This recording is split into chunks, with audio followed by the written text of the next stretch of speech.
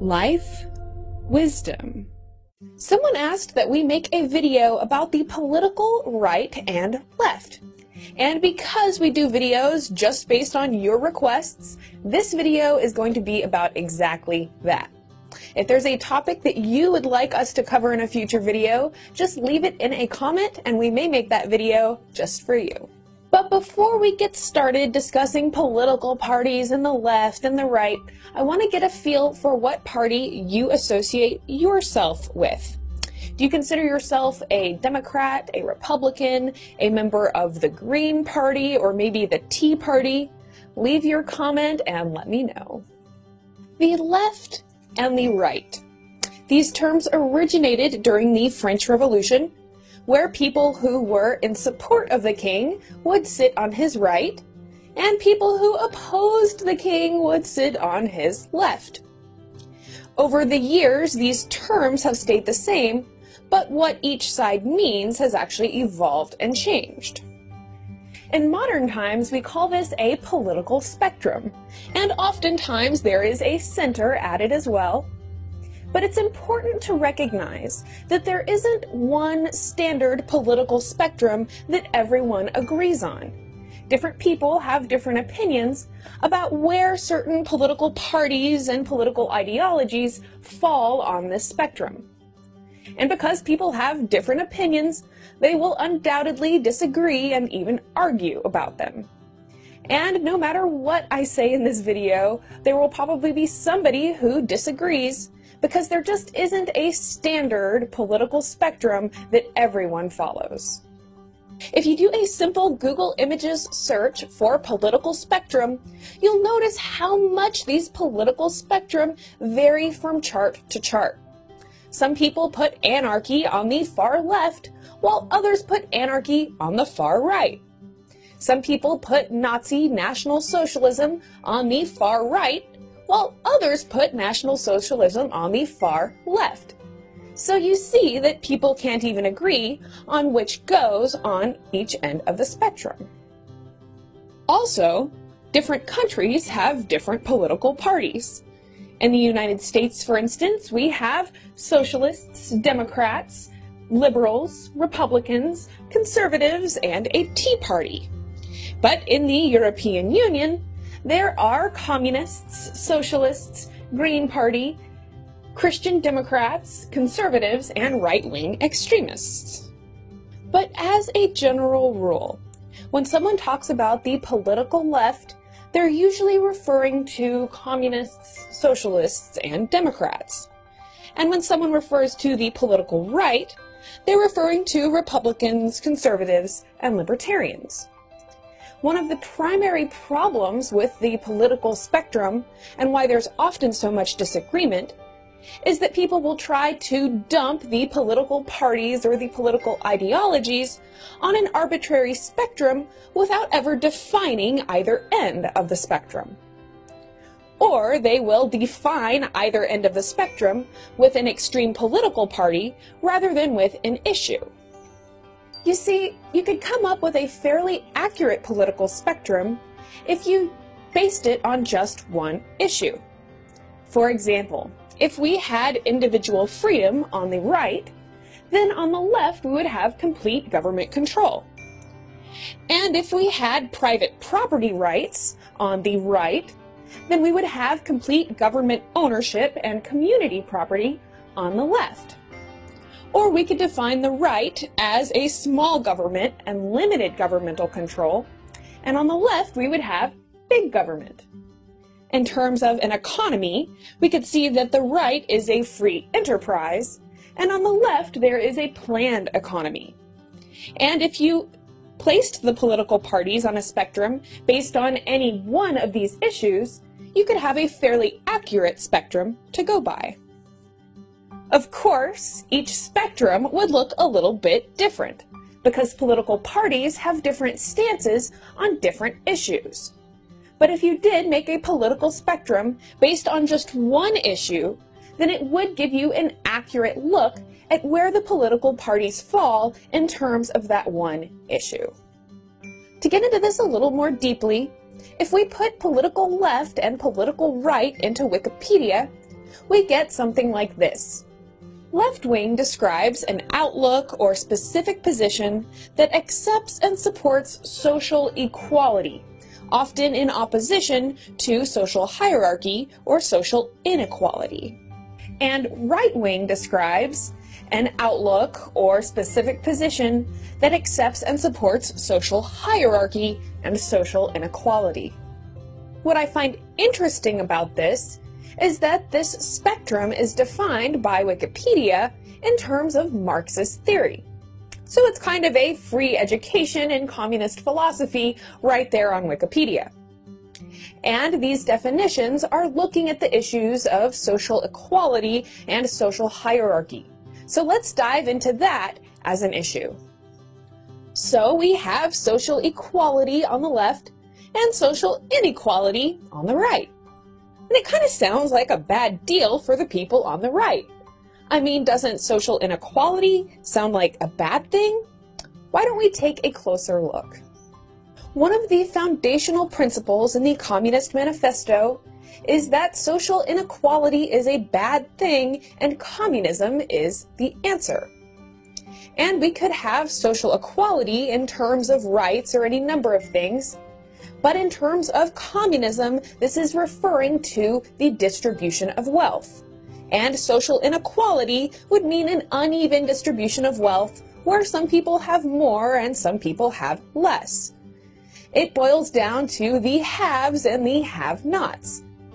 And in Marxist theory, the uneven distribution of wealth causes conflicts between the classes. And the solution is for the government to scoop up all the wealth and then distribute it evenly or as needed. Recently in the United States, we saw the Occupy movement, which started with Occupy Wall Street. And some people in this movement claimed that 1% of the population controlled 99% of the wealth. And while still pretty astounding, the figure is closer to 1% of the population control about 40% of the wealth. But realize that the main thrust of this movement was to incite social strife by pointing out the social wealth inequality. In contrast, the political right is largely based on the founding fathers of the United States and on British philosopher John Locke's idea of natural rights. You know, the inalienable rights to life, liberty, and property. That by natural law, we all have ownership of our work, and there will probably be some inequality between different people, because each person's wealth is based on his own personal production. It basically states that each person has ownership of that which they create and the freedom to exchange it and trade it as they please. And if we look in the real universe to see what's natural, we can see that inequality is pretty natural. Some people are taller than others, some are born into more wealth than others, some are more educated or less educated, or have more or less ambition than others. But the Constitution of the United States just guarantees that we all have equal rights, not that we all have equal wealth, equal abilities, or even equal opportunities. But people don't often talk about wealth inequality. Instead, you'll hear them use terms like social inequity or social injustice. And all of these different terms are really just ways of discussing the wealth inequality. You hear about the gap between the rich and the poor. And basically, all of these terms are implying that it's somehow unfair or even an injustice for one person to earn or own more than another. But should someone who doesn't work receive the same amount of money as someone who works 50 hours a week? Should someone who works in a drive-through window make the same amount of money as someone who went to college and maybe even grad school for another 10 years? Is the value of the work done by a good doctor more or less valuable to the community than the work done by someone working in a drive-through window? So on the right, we have the idea that if someone works hard, they're entitled to the benefits of their own labor. And on the left, we have communism, which advocates the total disintegration of private property rights so that no person actually personally owns anything, and all of the property is community-owned, or owned by the government. Karl Marx claimed that socialism was a necessary step between capitalism and communism. So socialism isn't really an end in itself, it's just a means to the end, which is a full communist society. And the basic idea in socialism is a redistribution of wealth, so taking money from the rich and giving it to the poor, just like Robin Hood. Essentially, the government takes money from the rich or from the taxpayers and redistributes it through social services provided to the poor. So Marx had several criteria for a communist society, and one of them was a graduated income tax, meaning that the more you made, the more taxes you would pay. To give you an example, here in the United States, 70% of the taxes are paid by only the top 10% of the population, and the lower 40% income-wise don't pay any taxes at all. It's an interesting thing to note that our founding fathers were staunchly opposed to a graduated income tax, and the graduated income tax we now have in the United States is only in existence because of an amendment to the Constitution. So on the right, we have natural rights, private property, and a capitalist free market economy. And on the left, we have social rights, those which are sanctioned and dictated by the government, community property, and government-planned economy, where the government controls the production and distribution of goods. And another thing I want to point out is that Republicans in the United States have been systematically pushed more and more over to the left through a process called privatization. So basically how this works is the government takes our tax dollars and instead of performing the social services itself, it actually takes those tax dollars and pays them to a privately owned for-profit company that's then responsible for providing those social services. Some examples of privatized social services include the prison system, toll roads, the foster care system, and even privately owned hospitals and dental offices that accept Medicaid or Medicare. These are all privately owned, for-profit businesses that provide social services and bill the government, i.e., the taxpayer. And we know that we can count on a privately owned business to prioritize its own profit. And these companies are more than happy to provide social services when it's the government, i.e. the taxpayer, footing the bill. Often these are called public-private partnerships. And while that sounds all well and good, it's just allowing these for-profit companies to make their profit off of the taxpayer. It's the ultimate synthesis of capitalism and socialism. You could think of it as for-profit socialism. So now that the free enterprise privately owned companies can actually make a profit by providing social services, it's somewhat pushed the private sector and even the Republican Party farther and farther left. So this was a basic video on the political right and the political left, and in a future video we're going to take a closer look at communism and socialism. Could communism actually work? If so, or if not, why?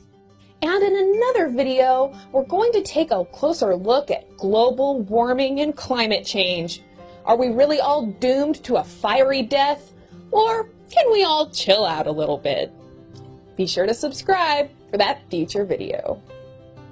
Thank you so much for spending your time with me. If you liked this video, I really hope that you will click that thumbs up button, Be sure to leave your comment below, letting us know which political party you associate yourself with. And any questions or comments, please leave those as well. Be sure to subscribe to Psyche Truth, and I'll see you again next time. Has the USA already become communist? Check out our video, Against the USA, Naked Communist Conspiracy Theory. What do psychiatry and communism have to do with one another? Check out our video, Is Psychiatry Communist? What would a eugenic society look like? To find out, check out our video, Sex Control Police State. And if we were in a eugenic society, would you be fit or unfit to survive? Check out our video.